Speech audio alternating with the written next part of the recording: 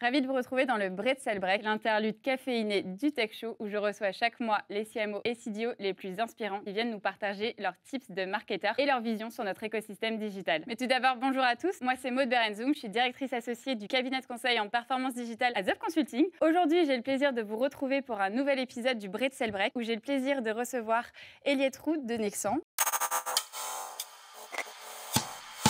Eh bien, enchantée, Maud, ravie de te rencontrer aujourd'hui. Ce que je te propose, c'est déjà que tu nous dises ta région d'origine, d'où tu viens. Provence. Est-ce que tu peux te présenter? Eh bien oui, donc Eliette, chez Nexans, en charge du marketing, de la vente et de la communication. Et ce que j'aime dire à mon propos, c'est que je suis un leader inspirant et innovant qui travaille avec et pour les autres afin de créer de l'impact durable et en l'occurrence de la valeur autour de moi. On t'a demandé un petit peu avant l'émission que tu nous partages deux vérités et un mensonge. Donc tu nous as dit que tu as piloté des centaines de fois un avion militaire. J'ai voyagé dans plus de 50 pays pour mon travail et enfin j'ai couru plusieurs marathons. Écoute, je dirais, j'ai couru plusieurs marathons.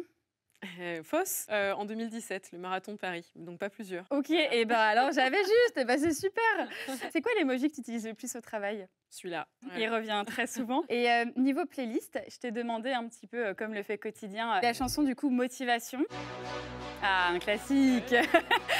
Si tu gagnais au loto demain, ce serait quoi ton premier achat? Alors pour moi, personnellement, Ouais, pour toi. maison. Une maison, oui, voilà. Et si c'était un loto pour ton entreprise, dans quoi tu l'investirais? Alors là, par contre, dans les people, c'est-à-dire les recrutement. gens, le recrutement, le développement des compétences, les nouvelles compétences. Maintenant, je vais te poser un petit quiz. Agenda papier, Google Agenda. Google Agenda. Préparé ou improvisé? Improvisé. To-do list or not to-do? To-do list. Pareil. Instagram ou LinkedIn? LinkedIn. Se dépasser ou dépasser les autres? Se dépasser. Alors, je voulais rebondir avec les autres pour que tu nous réexpliques un petit peu, toi, ce que tu fais chez Nexans. Oui, alors comme je te disais, au niveau global, donc je suis responsable des fonctions qui sont la vente, le marketing et la communication, et en particulier dans un rôle de transformation de mon entreprise, associé en particulier à la création de valeur. C'est ce que je t'ai mentionné tout à l'heure. Ouais. Et donc, pour nous, dans notre business qui est lié à l'électrification, il est vraiment important qu'on puisse créer de la valeur durable, et en l'occurrence, électrification décarbonée. Donc, si tu veux, toutes les offres et les produits et les services et les solutions qui vont permettre à nos partenaires, à nos clients, de pouvoir contribuer à l'électrification décarbonée du monde. Donc, si tu devais donner un USP sur le marché par rapport à tes concurrents? Nexans se recentre durablement sur l'électrification, ce qui n'était pas le cas il y a quelques années. Donc, on est vraiment spécialisé sur l'électrification et donc on veut vraiment apporter un impact durable, spécialisé, qui fait que du coup, les projets d'électrification décarbonés devraient être avec nous tellement simples, tellement sûrs et tellement durables qu'il n'y a pas d'autre choix que de partir avec Nexans. Et sur la partie digitale, du coup, tes leviers d'acquisition, tu dirais que c'est lequel qui est le plus générateur de business pour vous? Bien, écoute, dans un monde où les produits doivent être designés de façon durable, les produits que l'on fabrique doivent exister de façon digitale. Donc, il y a vraiment déjà tout l'aspect data, la data du produit et comment on traduit le carbon footprint de ces produits dans la data. Parce qu'après, cette data-là, il faut pouvoir la digitaliser et la partager avec ceux qui en ont besoin pour pouvoir dire, ah ben voilà, moi j'ai un bâtiment avec des câbles et grâce à ces câbles-là, on a réduit l'empreinte carbone de notre bâtiment de temps. Et dans les autres leviers d'acquisition, si tu devais tester quelque chose qui sorte un petit peu de ce que vous avez l'habitude de faire? Parce qu'il y a oui, alors effectivement,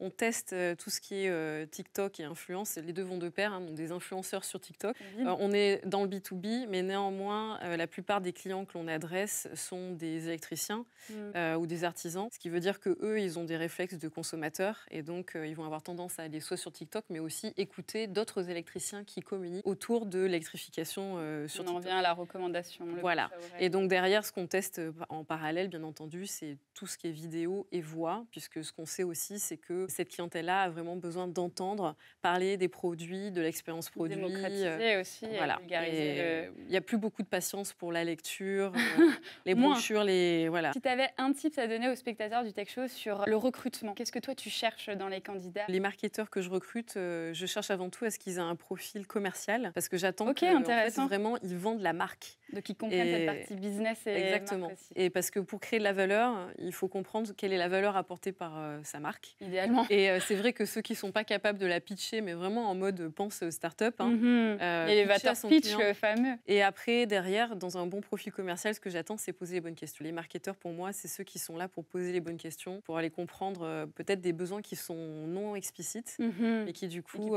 connus, permettraient pour nous de développer les bonnes solutions de demain. Et Nexans, justement, demain, dans 5 ans, t'imagines comment votre place sur le marché? Justement, vraiment d'être un pur player de l'électrification et que de bout en bout de la chaîne de valeur, depuis la génération d'énergie où on est présent, par exemple, dans le wind offshore, jusqu'à l'utilisation de l'énergie dans le bâtiment, on soit capable de dire qu'on a contribué de temps à l'électrification du monde de façon décarbonée. Ce serait dans 5 ans l'idéal pour nous d'avoir créé cette contribution positive sur l'environnement et le monde. On parle de monde, du coup, ce serait quoi l'impact de l'IA sur ton métier de marketeuse? C'est vrai qu'on en parle beaucoup, mais il ne faut pas oublier que dans les métiers du marketing, l'IA, ça fait longtemps que c'est utilisé parce que traite beaucoup de données, donc il y a des algorithmes, il y a des corrélations. Donc rien que ça, je dirais que ça fait partie de ce que l'on utilise, mais aussi c'est dans les softwares que l'on vend, puisque Nexans fait du câble, mais également des softwares associés au câble. Et puis derrière, on teste en ce moment, comme beaucoup, j'imagine, l'impact que ça peut avoir sur les métiers de la communication. Et en l'occurrence, le contenu reste forcément la clé.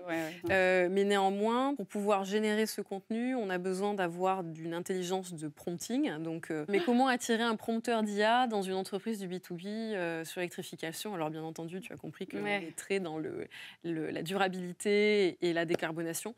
Mais néanmoins, ce sont des métiers qui ne sont pas faciles à acquérir et à attirer. Mais qui ont de l'impact. Mais qui ont de l'impact, voilà. Et de la même façon, sur les métiers du marketing, eh ben, c'est sûr que, à nouveau, le traitement de la donnée, l'agrégation de la donnée et puis la création finalement d'autres modèles, d'autres business models. C'est vraiment ce qu'on cherche à faire. Tu dirais que l'équilibre entre ta vie pro et ta vie perso, comment tu le trouves? Tu avais un tips à donner? En fait, tout simplement, je ne parle jamais d'équilibre. Je parle plutôt de ce qui me convient le mieux à un moment donné. Parce que finalement, dans une vie, il y a des moments où on a besoin de plus se consacrer à sa famille, d'autres de se consacrer plus à, j'en sais rien, des loisirs, ou à un moment à son boulot. Et donc, moi, c'est comme ça que je l'ai vécu, c'est-à-dire pas un équilibre, mais plutôt... Exactement. Et une adaptation constante de façon, à la fin, à avoir le sentiment d'avoir fait ce qu'il fallait à un moment de sa vie. Et Eliette, ça serait quoi la question que je ne t'ai pas posée aujourd'hui? Mon âge. Ok, et ben, je te rassure, cette question ne sera pas posée dans la prochaine. Le mot de la fin, c'était plutôt est-ce que tu peux nous dire ce que tu avais dans ta tasse pour ce bretzel break? Un café noir. Voilà, et ben, écoute, Eliette, merci beaucoup d'être passée dans le bretzel break. On vous dit au mois prochain pour la prochaine chronique. En attendant, salut à tous et bon tech show.